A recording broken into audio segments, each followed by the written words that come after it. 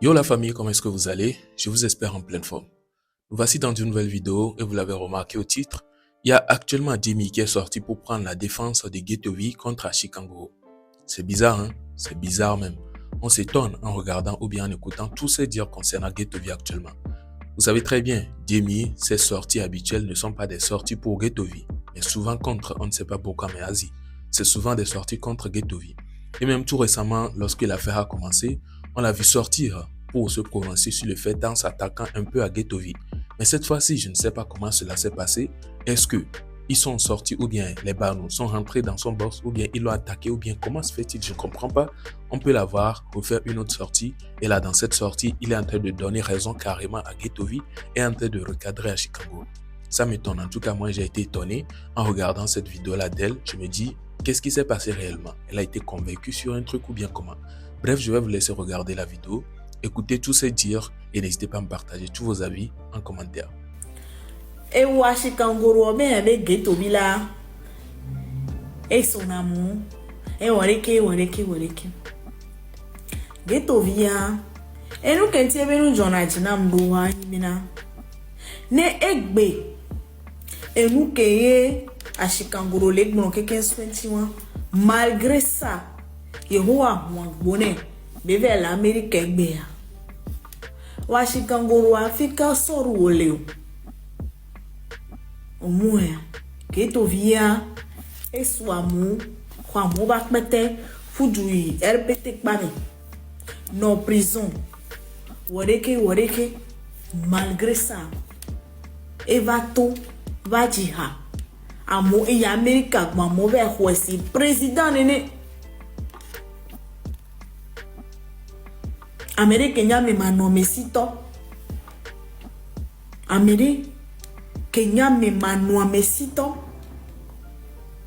peut-être on dit les pas domé voix kafa André dila que o diwa agbeton mo choisi no ameko la dio nemi ke amesa me la choisi ameke la dia et nous gbogbo la ke tomia taille ne malgré enyaka Ashikanguru le gbonso Getovi tine nyao beni bele gbon Getovi todo la trona ila buta me swero kweti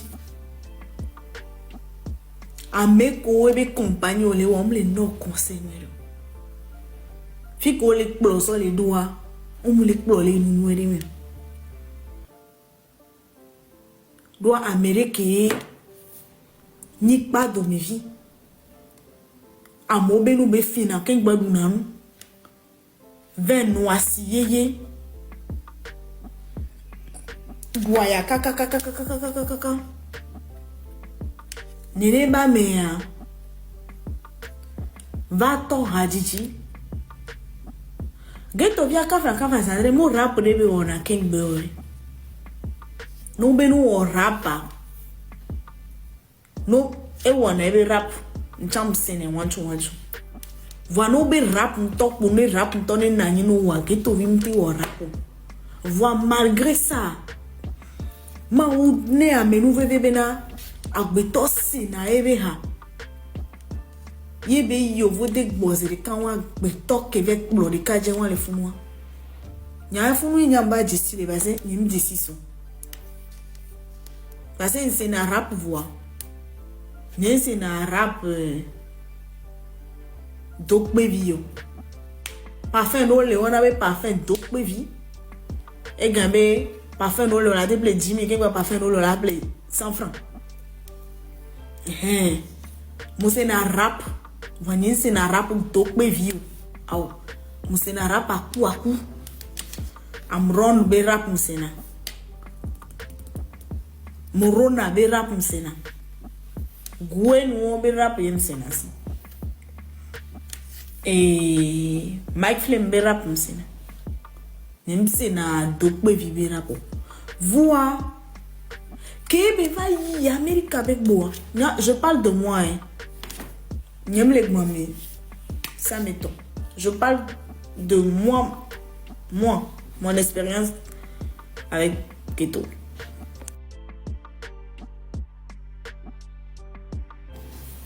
1000 c'est combien? Picaluzi. Picaluzi, toi. Ya. Kudo. Mami, si le baba réseau a dit. Y'a non noir le dolo.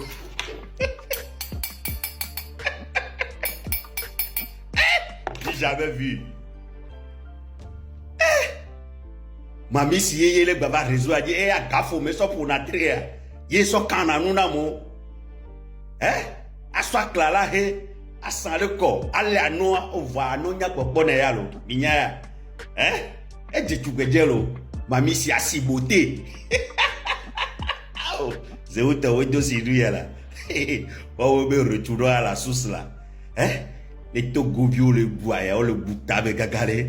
Ma ou va, va donner mes rorobé, à me aller va don cocoron. Oh, bah, don mami, si les carona bien les réseaux a dit. T'as gagné. Ah, mais qu'est-ce que mais yo? Gabligodo, agbasivi ou alors, top ya yiba agbasivi. Asi beauté keke, aswa kalala he, aswa ko, aswa le anoa, o anoa nya popono je tubeje. Fatata yolo la do kanuna miare, o ma do créer page yeye vidéo gbere gbo ko won o le soutien me o la wudo me reke ano gbla no me gare gbele do ko podo me no pata daria oh togbo mia togbo ko lo te ko no mi po no bona mi le réseau a dit là yonde o me da di mami si ato de fe le be ple couche ne mano bla same oh Milagan. Mami si o Milagan le miasi mais keba meyo. Mami si aswa fo aklala asande ko. Abe le kanuna mo wale gome ale nu ko jo dona le gome. Le mirate po gome a chan la nyondolo. Au togo yo. Amolo o demande. O bale globe mi ano no ale to. Mi ano no ale to. Au. Milagan le miasi me le réseau a dia mami si kudo huno ke mami si obe nyava dosi civile le réseau a dia amebu bato kudo beauté et nous dien be ja kanuna mo prochainement lo be la va mi taguer de ma va des problèmes non na sauver mchalo aussi a mami si gafo oui.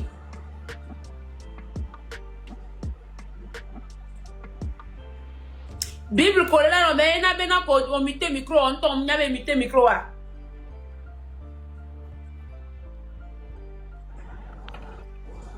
Nya no nu edo. Nya pata Bible bo.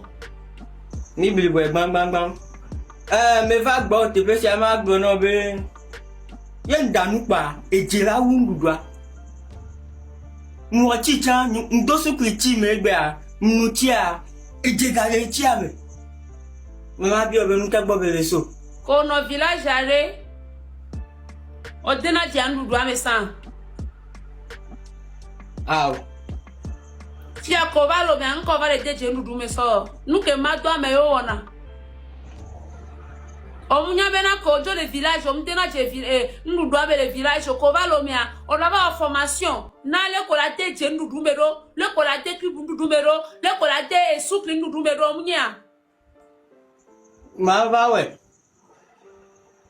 Mouana le Lucia, 27 775 francs no pe 80. D'accord, Fidia, ma trop bien on y a reke. Passoir nya, yeni même le chien ma ka fifile, passoir nya mère. Nous me nyave ma ka nga le sugon, madame ma ka sugon rete voyez me so do passoir à me pas. Ma ka nga le sugon le passoir. Et la Jafi. A Jafi be doit et tout sous bosso ou passoir. Donc du coup, non plaît a Jafia, elle en a bena ma kama konoge to gomeneko. Fifia, ma ka bien question de Katia.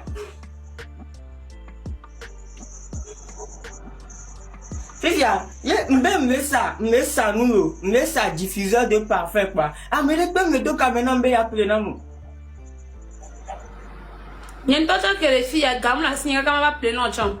Et non publicité no bien publicité no publicité na gele left ma ma pa mo ami toto po. Ok. Il a été dans de grand écran de Google. Ah oh, pompo cabana gain. Ok, je vends des diffuseurs de parfum à seulement à 12 000 francs. Parfum, oui, à vérifier. Diffuseur en terre, au coup parfum, totalement, oui, 12 000. Numéro, il y a 92 29 48 62. 92 29 48 62. Y'a non, et ils allaient. Bisous. Bah, bisous, crevito, bisous, on a mon yam le dit pour te. Mouko, bisous, gâteau, mouko, bisous. Soyez. Alors voilà un peu, vous êtes aussi étonné, n'est-ce pas? En tout cas, moi j'ai été choqué ou bien j'ai été étonné en regardant cette vidéo-là. Je me dis, comment se fait-il? Qu'est-ce qu'elle a entendu ou bien qu'est-ce qu'elle a vu finalement qui vient ou bien qui l'amène à donner raison à Ghetto? Parce qu'on a tous vu sur la toile, elle s'attaque. Ouais, elle s'attaque réellement. Sans cacher quoi que ce soit, elle l'affiche réellement. Mais cette fois-ci, on voit carrément le contraire. Il est en train de lui donner raison sur tout ce qui s'est passé et tout, et en train de recadrer Ashikanguru. Bref, que pensez-vous sur cela? Vous avez également vu cette affaire de Mamie Silla qui est en train de circuler sur la toile. J'ai amené ça parce que c'est à l'actualité actuellement. Sur la toile, tu peux pas me dire que tu es sur TikTok ou bien tu es sur les autres réseaux et tu n'as pas une idée sur cette affaire de Mamie Silla. Une fille qui est en train de faire les lives maintenant en se prenant pour une Mamie et les gens viennent lui raconter leur histoire. Ça se passe bien évidemment au Togo. Mais seulement les histoires sont un peu bizarres et la manière dont elle réagit, tout le monde se pose la question. Elle est là en train de faire la comédie ou bien elle est sérieuse? En tout cas, moi-même, je me pose cette question et je pense que c'est certainement une affaire de blague. Sinon, tout ce qui se raconte là-bas, c'est quand même bizarre. Et non seulement ça, tu vas sur la page de la fille, tu vois ses anciennes vidéos. Non, ça, c'est pas une mamie, hein. C'est quand même étonnant de voir quelqu'un qui est comme ça ou bien qui s'habillait de la sorte ou bien qui a un physique pareil, qui présente plutôt une manière de s'habiller, pareil et finit par nous présenter qu'elle est mamie. Donc, en plus de ça, ce n'est même pas une autre page qu'elle a créée pour le travail de Mamie Si, mais sur le même compte. Donc, on finit par comprendre que c'est de la comédie qu'elle fait. Elle vient pour amuser la galerie. En tout cas, elle aura raison peut-être de faire ça parce que, voilà, vous savez très bien. Actuellement, c'est un peu chaud partout. Tout le monde cherche ce qui va l'amener à se distraire un peu ou bien ce qui va l'amener à enlever les soucis. Je pense qu'elle parvient au moins à faire rire beaucoup de personnes dans cette affaire-là. En tout cas, j'espère que vous avez kiffé cette vidéo ou bien vous avez kiffé les dires de cette vidéo. Je perds un peu le mot, je ne sais pas pourquoi, mais vas-y, on est dedans. Alors, partagez-moi vos avis dans les commentaires. On se retrouve donc à la prochaine pour une prochaine vidéo. Portez-vous bien. Ciao.